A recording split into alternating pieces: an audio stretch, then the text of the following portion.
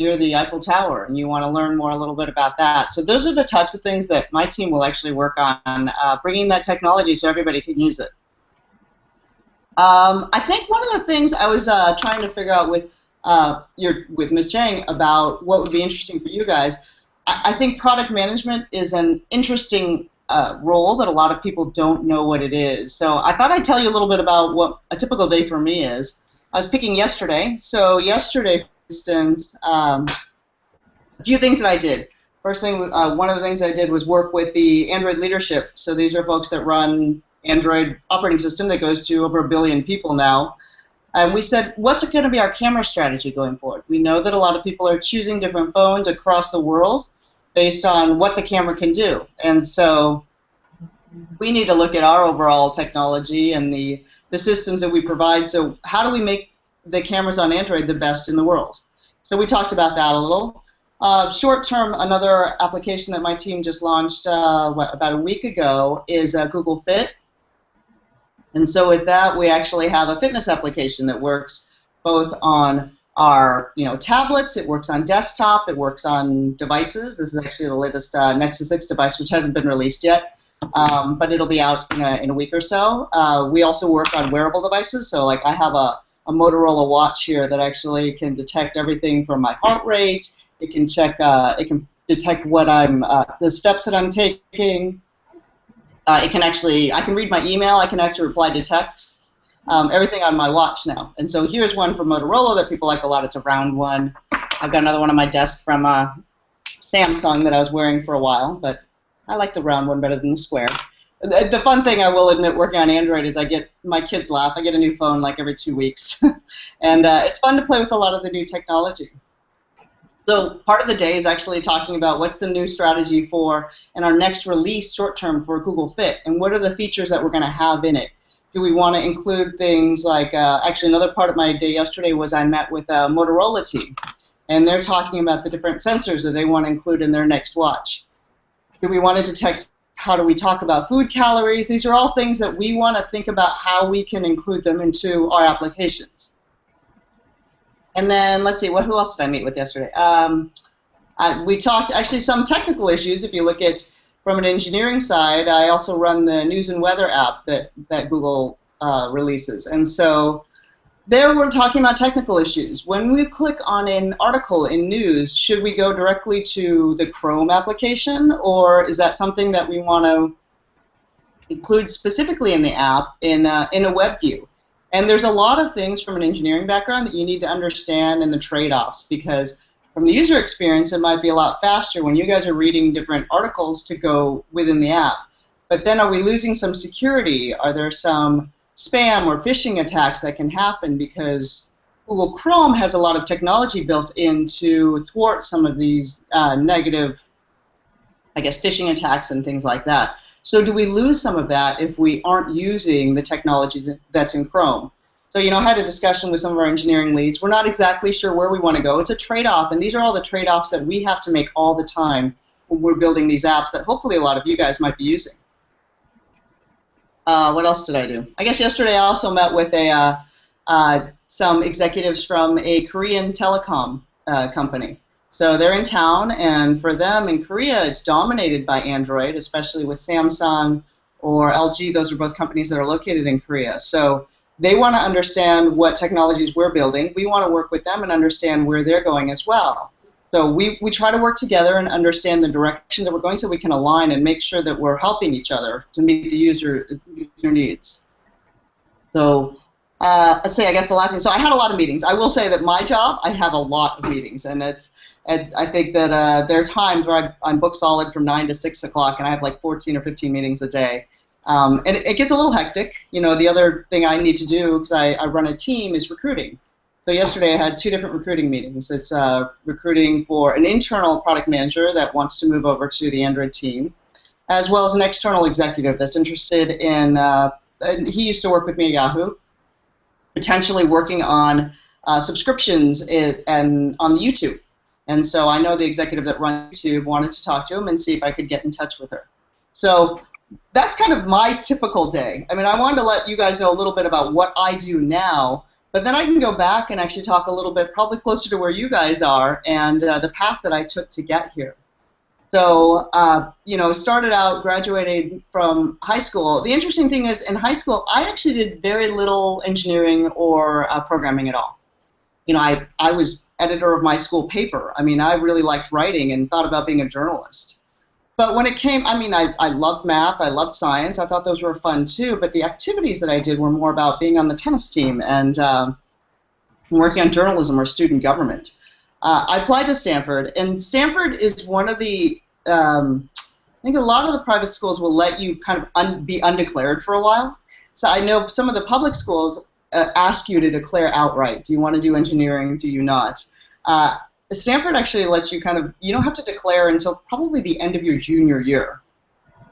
Now, if you are thinking about doing engineering and you don't declare until the end of your junior year, I will admit it's probably pretty hard to graduate in 4 years because there's a lot of requirements that you have to do, and if you haven't been doing those all along, it might be difficult. But I went in actually to Stanford wanting to study electrical engineering. You know, part of it for me was probably because my family's very engineering oriented. A lot of people are engineers, and I thought, well, you know, it sounds interesting. There's part of me that's probably pretty competitive, and I just thought it sounded really hard. Maybe I should try it. Now, the interesting thing is I took engineering for the first electrical engineering for the first year and a half, and I actually decided I didn't like it that much. And so I switched over to computer science, which I found that I liked a lot more. And I'll tell you a little bit about the difference there. Part of it, when I took electrical engineering, at Stanford, there's a whole physics track that's only for electrical engineers and physics majors. So no one else takes that track. It's very aggressive, and I will say it was hard. I mean, it was very difficult for me, and I wasn't sure, is this what I wanted to do or not? And I think it was sitting in like an electrical design class where while I was enjoying the electrical engineering, it was harder for me to understand how I was going to apply it into the things that I liked doing. And so at that point, I was also taking a computer class where the programming just seemed a lot more fun to me. I could write things where I could write a game, I could write a screensaver. And for me, it was a real big rush when I could get those things to work. And so for me, I actually switched over to computer science, and that's what I graduated in, and I really enjoyed it. And I think for me, it built a great platform for how to think about things. It also, and just the thought process, it also helped a lot in just building skill set. You know, I talk to a lot of folks now where they're not sure what they want to do in life. I think a lot of folks are saying, I really want to make a difference, and will getting an engineering or a computer science degree do that or not? I don't know. You know, it's harder for me to see. What I feel like is it gives you tools where you can do almost anything. If you are interested in writing that app or writing that service that will potentially change the world, you know, people have done things, I think, from my graduating class, going to like Kiva, which is a microfinance site that helps folks in undeveloped countries get loans from people who actually in more developed countries so that they can build out their businesses, small businesses. And that's something that person could never have done if they didn't have computer science and engineering skills to build that site. Right? You can apply those tools to many different things, and I think it just offers a great platform for that. So from my experience, I graduated. I actually moved from Stanford. I went to Boston for a few years and worked in software development in a strategy consulting company. So a lot of that was like simulation software for executives to understand what would happen in their industries if they played out different scenarios.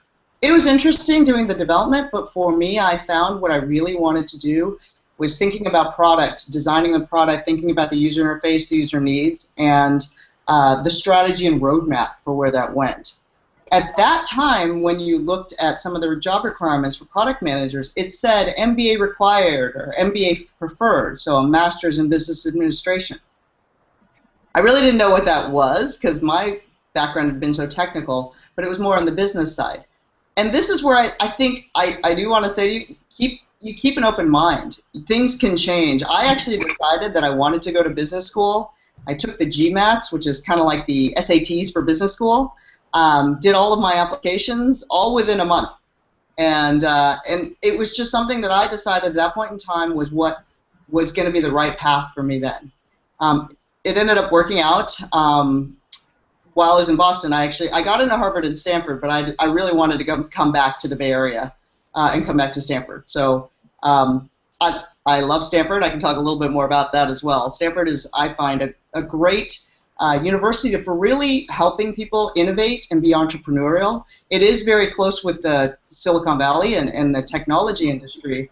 So more so now than when I was there, there are a lot of people starting up companies while they're even in school. Certainly in business school, I had a lot of classmates do that. But even out in undergrad, a lot of them are founding companies and following a lot of the path that their dreams to start a business. And so I came back to Stanford and actually got a degree in, got an MBA.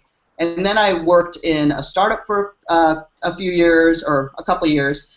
And then I actually went to Yahoo for 7.5 years. And there I did a number of different things. I think some of the biggest things, I ran product management for Yahoo Mail for a number of years. And then I was the VP general manager for real-time communications, which was Yahoo Messenger and all of the premium business associated there. And I think for me, what I found that I do best and what I really like is I like scaling businesses. So once you've determined that this is a viable business, I really like launching things to hundreds of millions of people. It's really neat to be able to think on a global basis how you're changing people's lives. I mean, I had the opportunity to go places like India, and you see someone there where they're a student away from their family in a different part of India. They're away from home. Yahoo Mail, Yahoo Messenger for that person was the only way that they were staying in touch with their family.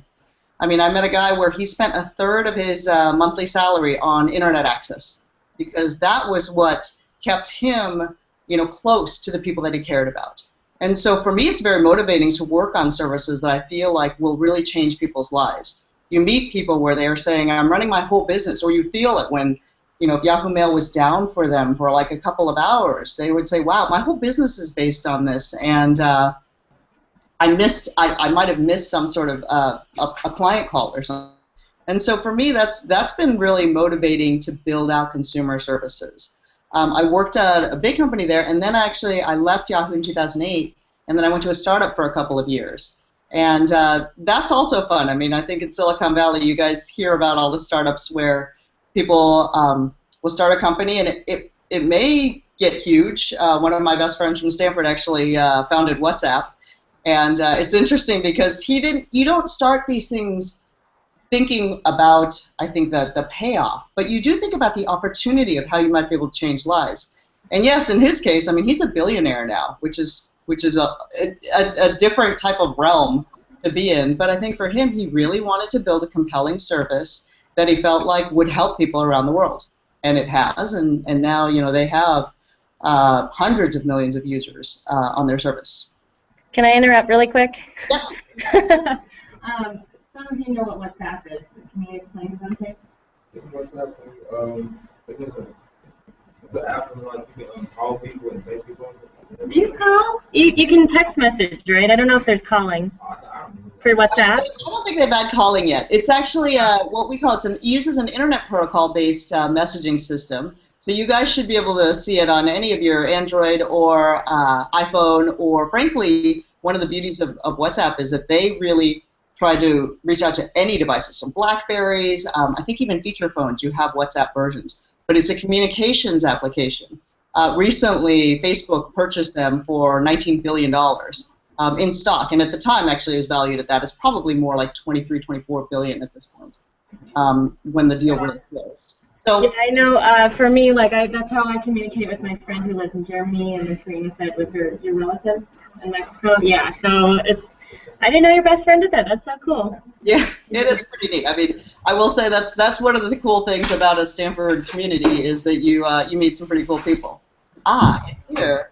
Running in, Attila running out. All right, bye. All right. Attila's my office mate. He's the director of engineering on Android. And overall, I guess together he partners with part of the work that I do, but it probably encompasses about a couple hundred engineers at Android that I'm working on right now. So, I think that's some of my background. I know you guys had some other questions I've answered some of them at Stanford. I'm trying to think if there's anything else that I can answer from the questions that you guys had sent me. Otherwise, I'm happy to answer other questions that you guys have right now as well. Anything about working at Google, which I think someone asked, is it stressful or is it intense or not? You know, I was telling Ms. Chang this morning, the thing about Google is, I think I've worked at a lot of different companies. This is the smartest group, collected group of people I've ever been around. I mean, these people it's a high bar, and it's a neat and energizing environment to be in. I won't say that it's competitive because people are very collaborative, but there is a feeling that we're here to change the world, right, in many different ways, and there is a feeling that you don't change the world not working hard. You have to work hard to do it. And so it is pretty intense in that way because people are really driven and passionate about doing cool things. So I'm happy to answer any other questions. You guys come up with any now? Yeah. Well, You have to stand over here. You have to stand by the microphone. No. The audio is not great, I don't think. I mean, Taylor is going to ask a question. I said, my question was, what are the benefits of working? But you elaborated on that a little bit. You said you get new phones every 2 weeks. What other benefits do you get? Well, I think Google's actually known for a lot of crazy benefits. I will say because I've worked at many different companies, Google is not common in these things, but it is pretty cool what they get. My husband sometimes says that I work at Disneyland because we get free food, certainly, breakfast, lunch, dinner. I think that Larry and Sergey, when they created Google, had this whole theory that you should never be more than 30 yards from a micro kitchen. That's what we call them. And so you literally have a micro kitchen that's stocked full of fresh fruit, certainly, all kinds of, as many snacks and free drinks and whatever that you can imagine. My son says that he wants to come work at Google so he can have an Orangina every day. I mean, you get there are many benefits, actually, side benefits at Google. A lot of it is they want to attract the best talent in the world, and then they want you to be comfortable in an environment where you can work and collaborate, but you can think freely and be comfortable here and happy here. So we have everything from massage rooms with some of the, my massage therapist one day told me that his previous job had been traveling with the Canadian World Women's Soccer team to help them. And I was like, okay, and now you are giving me a massage. So it's pretty cool. They kind of are intent on finding the best of the best here. Any other questions?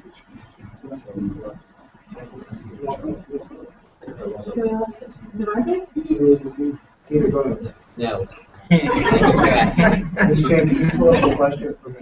Yeah, I can pull up some more that came up.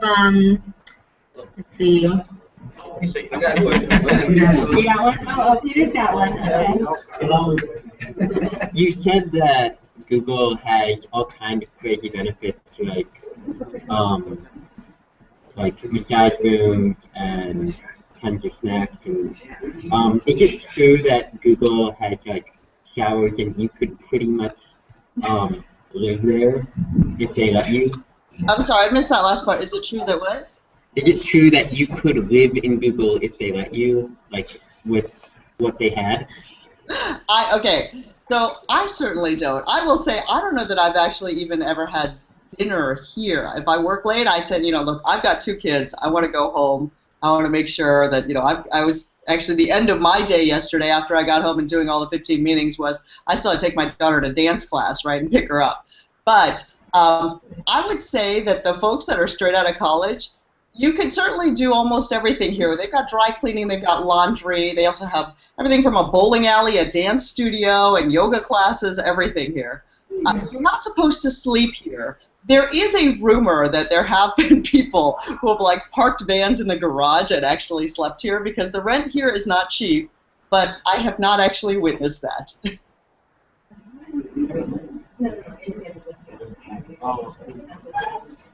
We got a question from Devante. Since Google is so stressful and you have so many meetings, how do you balance working at Google and having a social life? Yeah. You know, part of it is we're here all day, but I would say it's fun too. I mean, we've got everything from, I don't know how many Nerf guns I've got around here, and people will just suddenly ambush people. I mean, it's definitely a fun place too. So there's part of it. I think Googlers, a lot of them will socialize with each other too. It's a pretty tight community. For instance, I've got 3 folks on my team that are actually just fresh college grads, and they're part of an associate product manager program, which I was not around when I was graduating. Frankly, Google wasn't even around, but I think it's a fabulous program. These guys are really tight.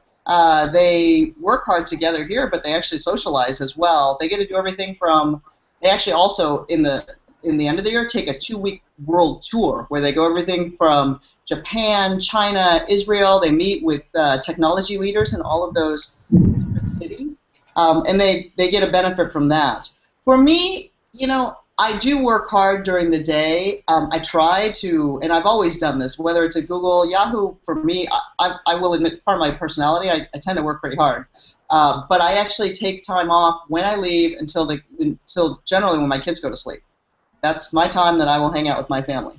And then I will get back online at home and maybe do email and do some work until pretty late. I'm a night person. I always have been. I don't think that I started probably in high school, college, and it never changed for me.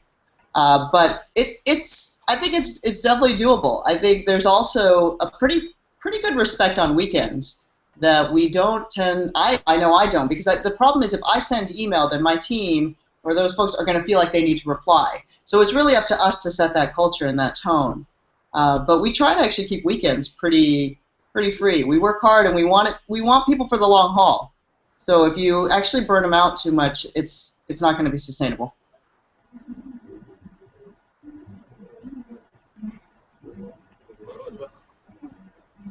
Any other questions, or I can take more from the sheet. Let's see what else did I get on the sheet that I didn't answer yet. Wait, Kawan, what'd you say?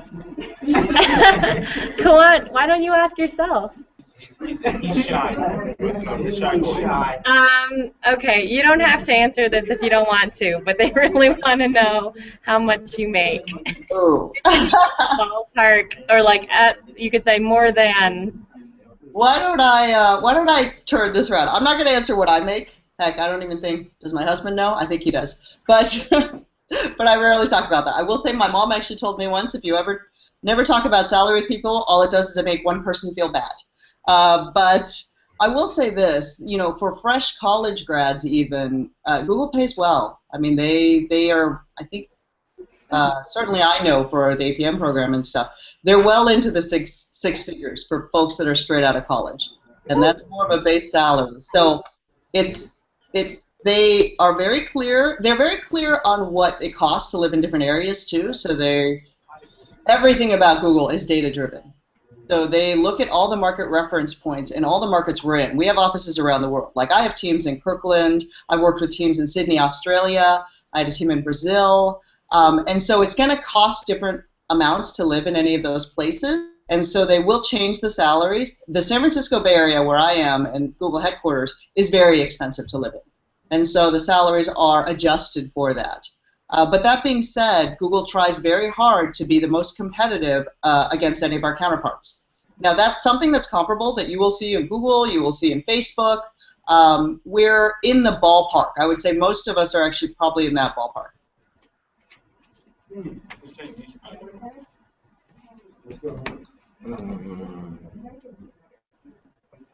What's up?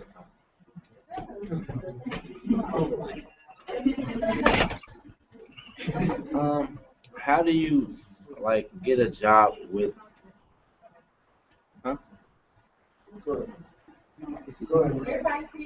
How do you get a job with Google? Like after college, is somebody like how do you apply? So Google recruits pretty extensively on college campuses. My guess is wherever you guys go to school, there will likely be a presence. If not, and I will say it's not even after college. Google has very strong internship programs. Many of the people who are, like I think 2 out of 3 of the associate product managers on my team interned at Google as well. One of them I think interned as a software engineer but then decided to go into product management. But I would say keep an eye out even in college. we even have, I think even after freshman year, we have a small program. But most of the internships are after sophomore year and junior year, where there's an opportunity to intern at Google. And then certainly after college, there are also opportunities to apply both online and then, with college recruiters. And we interview on campus. So those are all things to keep in mind. Often people will say you send in your resume into these big endless systems and no one looks at them. At Google, it is an online system, but that's how we actually hire most of our people. We believe in our system. It's not just a black hole. So.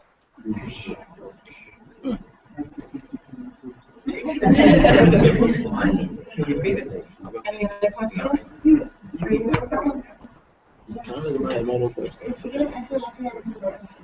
Yeah. Is there a particular one you want to pick up, like a rehangers?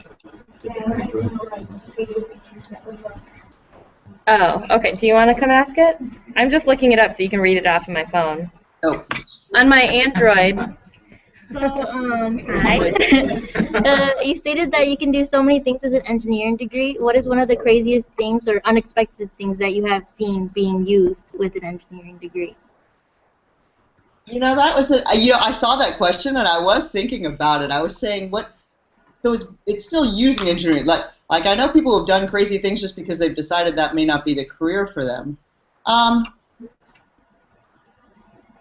feel like a lot of it enables people to follow their passions. One of my friends from when I was undergrad, actually at Stanford, and I've forgotten to mention some of the other things that I did. I didn't just study computer science, and I would actually encourage everybody to do a lot of different things. One of the things I did was I did TA a computer science course, and teaching was a lot of fun. But one of my fellow TAs, he was passionate about building out a company that she's a new mom and that would find better activities for her kids and other new moms and their kids. So she took that and she actually founded a company. She got funding from a venture capitalist, and venture capitalists in Silicon Valley they raise funds of hundreds of millions of dollars, and then they look for small companies to invest in. And so for her, she actually took that degree and built out a company that did that. And there are a lot of different passions that you can follow in this space.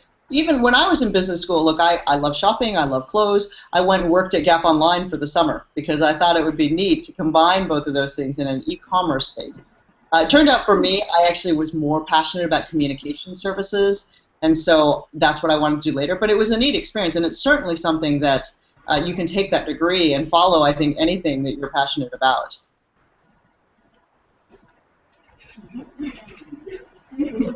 Oh, actually, you know what? There was one other thing I was thinking about.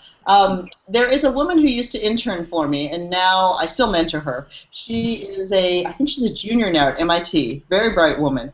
And she is studying computer science, but she really loves music too. She's part of an a cappella group.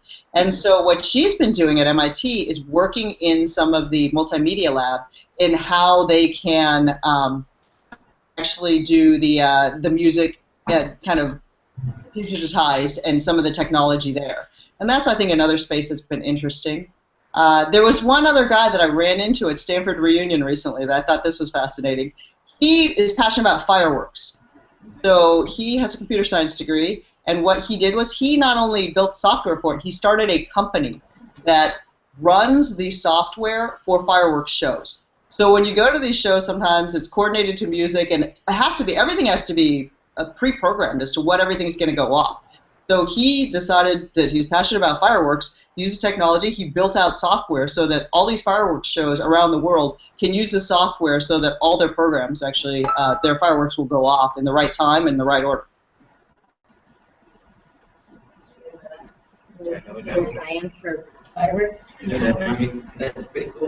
I actually have a question. I'm curious, as a woman in engineering, did you find any obstacles along the way? Especially, I guess, like when you started out, it probably was a lot less. There were probably a lot less women in engineering then than there are now, and will be. So, the sad thing is, it's not that different between then and now, and that is something that we talk about a great deal. It's something Google's been working on a lot, and actually, that's true. I've forgotten. One other thing I did yesterday was I hosted a Women in Android lunch. The fact is, when we look at our overall team, even, of 100,000 people, whatever, working on Android, it's still not, it's very unbalanced, and especially among the senior levels. So it's something that we all want to focus on. One of my friends, actually, ironically, I went to Stanford with her. She's a director here as well at Google, is focused on increasing the number of girls and women in science technology fields in K through 12 education. And Google feels strongly enough that that's her entire job. We have a whole group that's actually focused on that. It is true, when I was in school, you know, I think it was probably about 10 or 15% women in computer science.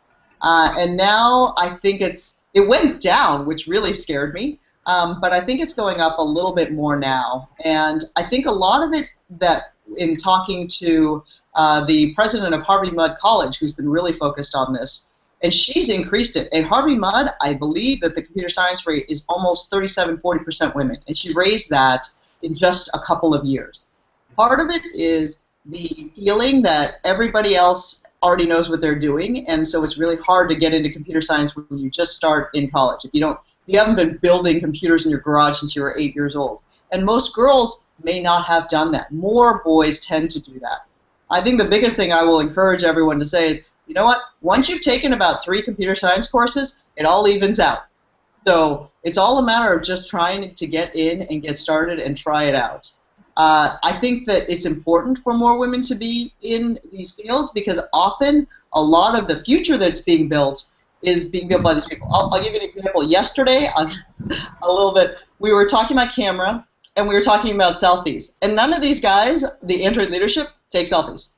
So they literally asked, they're like, gosh, you know, do people actually want to use the front-facing camera or the back-facing one? Because the back-facing is higher pixels. And I was like, you got to be kidding me. I take selfies every day. I grab my kids, and I was like, selfie time. And we always hit the front because I want to look good in my picture. And so it's the fact is we're designing software for 1 billion people, half of which are women. I think it's really important for more women to be trained and skilled so that they can be in the room deciding what features are prioritized and what we're building.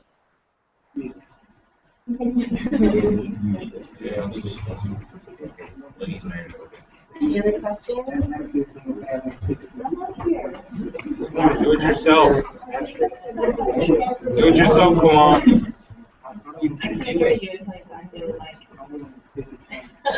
Any other questions?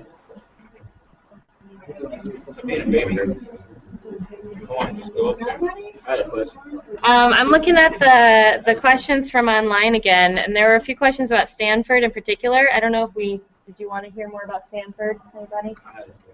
You want to have another one? Yeah. Oh, okay. Kenneth has one. Another.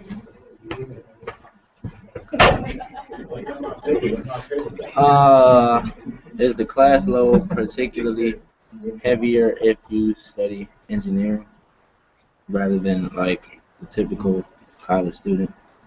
I will say it sometimes feels like it. Part of it is that for a university to grant an accredited engineering degree, you have to take a certain number of classes. And that's true of you getting an ABET accredited computer science degree from Stanford, from Michigan, from Ohio State, anywhere that gives an accredited computer science degree, you have to take a whole set of classes. So that set of classes is pretty rigorous. Now, when you are in different schools, I know Stanford does this, I think some other schools do it, that also have more general requirements.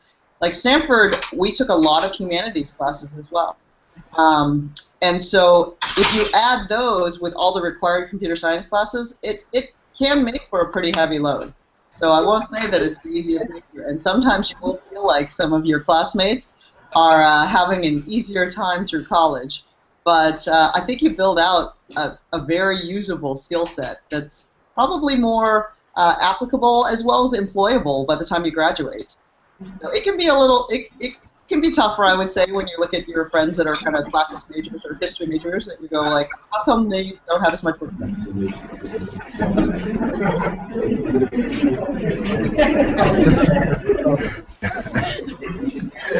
She was talking to me, so Oh, okay. I thought. Any other All right. Who's that? Can we talk with your, is it your engineering director behind you? Oh, my God. Attila's part of it. Did you out me? I did. He's here. I know. I can get, you know, it's delayed on the Hangout for Okay. some reason. Okay. You want to see yourself? No, that's I don't know. There you are. Hello. Oh my God. What Sabrina was saying about you might be wondering as you go through college why all your classmates who are classics majors are having so much of an easier time. You know, 10 years later, they'll be wondering how come you have so much more money. Sorry.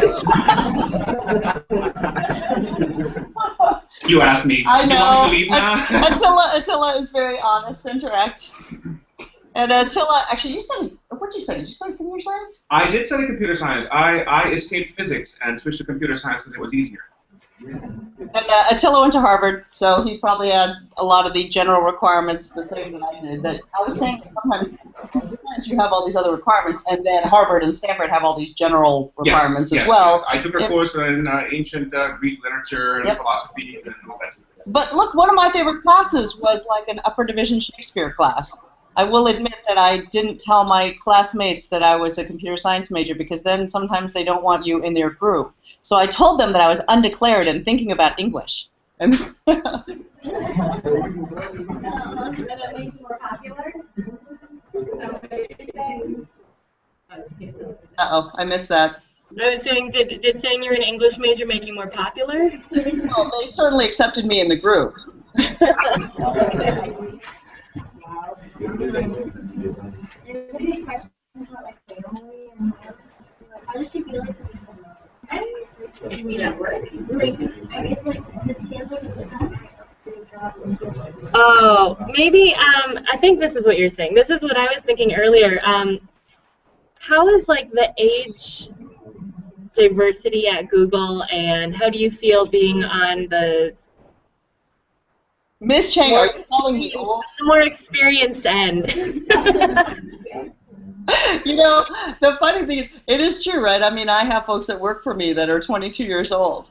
I also have a 13-year-old daughter. So, you know, I'm sometimes feel like, oh, you know, there is that age gap. That being said, for me personally, I really enjoy it. I think it keeps me young. I think it's actually neat to be in such an energizing environment. And part of the thing about Google is it doesn't matter. It's not like people feel like the 22-year-old's opinion is any less relevant, and in fact, oftentimes it's more relevant. You guys, I would say, are the ones that we often are trying to build products for. And so your opinions about what is important, what it is that you guys do every day, what it is that is engaging, and where the direction that software, mobile software, is going is just as valued and really important. I think it makes it kind of an equalizing environment. And so, yes, there are sometimes different pressures, right? Everything from I've got kids that I need to take care of. Somebody who's 22 years old may not have as many of those different conflicts, but I really enjoy it.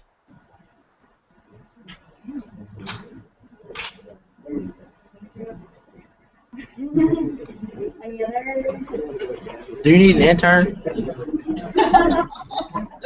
Google is always hiring interns, as I said. It's true, and I will say that the intern program is pretty exceptional, both in terms of the peers that you get to meet, as well as the opportunities. We give interns real projects. I mean, we have interns that will write projects that could launch to tens, hundreds of millions of people, which I think is pretty neat to put in your resume.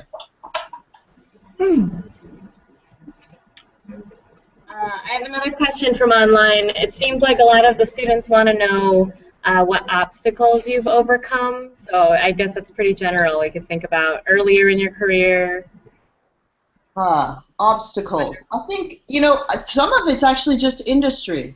Look, I worked at a startup when the dot-com boom completely busted. You have to figure out how you're going to deal with that and where your passions really lie. At that time, I remember a lot of people said, you know what, technology's not for me. This isn't that easy to be in this industry anymore. There aren't jobs everywhere. So for me, though, I love technology. I do get excited that I get a new phone every 2 weeks, and then I can play with these gadgets, and it's actually my job. So I think those are some of the things. I think for me as well, I don't know if it's an obstacle or not, I have had 2 kids, which includes 2 maternity leaves, and actually one of my pregnancies was really tough, and I was on bed rest for like probably half of it. So I think working through those things and just knowing that for the long term, I've been fortunate to work for companies that are very supportive through that, and I ran meetings from the sofa, for at times. But I think looking for a supportive company that is good in the environment, as well as I think a support network. Like my husband is incredibly supportive of a lot of the time, and it's tough to balance, especially when our kids were younger.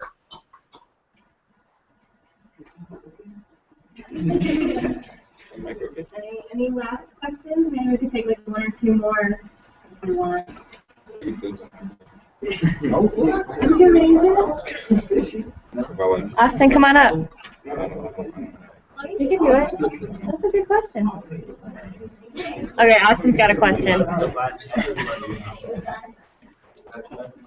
How much competing do you feel like you do with Apple's corporation on a daily basis?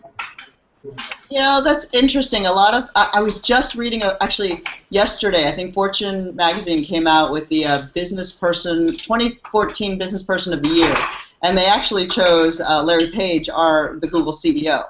And one of the things that they were saying was, if you look at Google right now, who is their competitor? And actually, more importantly, they looked at it the other way, and they said, who sees Google as their top competitor? And they said, Apple probably sees us that way, Amazon probably sees us that way, Facebook might see us this way, and on and on. It was interesting because it was more the viewpoint of many others may see Google as their main competitor. From our standpoint, there are certain, we need to understand what's going on in the marketplace. So we certainly spend time looking at Apple from Android specifically, what happens on devices, what happens on how we can support application developers so that they can be successful in the same way, if not better, than they can on iOS. But a lot of it for us is we want to really target the end user. How can we build services that are going to be meaningful to them? And there are different premises on mobile between Apple and how Android faces and looks at these things. Apple tends to be what we call more of a closed system. They develop all of their hardware and then their software to work very well all the way up and down with the products that they build. But no one else can build anything with an iOS operating system. Android is completely different. Everything that our team is doing, it's actually open sourced. The code is out there. Anyone can take it, they can alter it, they can customize it, and the theory that we have is that will help everything develop further and faster if we have everyone working on that problem together. And so with that, the philosophies are a little bit different, but we still hope that we can, end result, offer customers a great, if not better, the best product.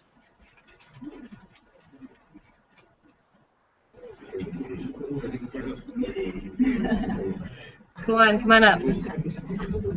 One more. Do you? Oh. Do you own any Apple products?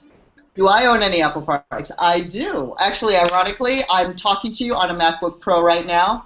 I have an iPad at home.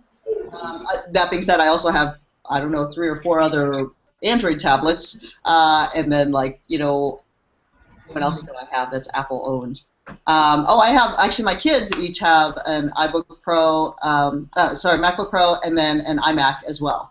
So yep, I think a lot of it, if you say Amazon's also a competitor, we've got Google Shopping Express as well, but there's an Amazon Prime package showing up at my door every other day. I think my nanny's like, whoa, how much stuff do you order? But so I think for us, it's about understanding what's going on in the industry. And for me personally, I want to use these products. A lot of them are very good and very, very well built. Maybe just one last question. I'm curious, hopefully they are too. Where do you see yourself maybe in the next 5 to 10 years? That's an interesting one. And actually, I think there was a question, too, on that I didn't answer earlier about why I had switched jobs and moved around. The interesting thing is the atmosphere in Silicon Valley is that people tend to switch jobs pretty frequently. And as a product manager, I will say that probably after 2 or 3 years in a product space, I think it's good to move. And that's not necessarily true for everyone, and it's not necessarily true for every role.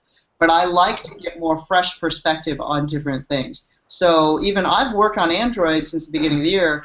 Prior to that, I worked on social, on Google Plus, and some of the other identity work that we had across Google. I've told you that I worked at Yahoo on Yahoo Mail. I worked on Yahoo Messenger. I worked on Calendar, Address Book. I ran Blogger here for a while. So for me, a lot of it is I want to be in a place that I'm passionate about the things that I'm doing. If Google, and Google does work hard on this, is even when they were recruiting me, they said, we want you to see this as your first role at Google, because it's about hiring smart people that can see what might be the industries of tomorrow and the businesses of tomorrow. So I'm not sure yet, but I'm hoping that, you know, it'll be something cool that can change the world. Thank you so much. We have to go. Well, we really appreciate it. Thank you so much for talking with us. Bye. Bye.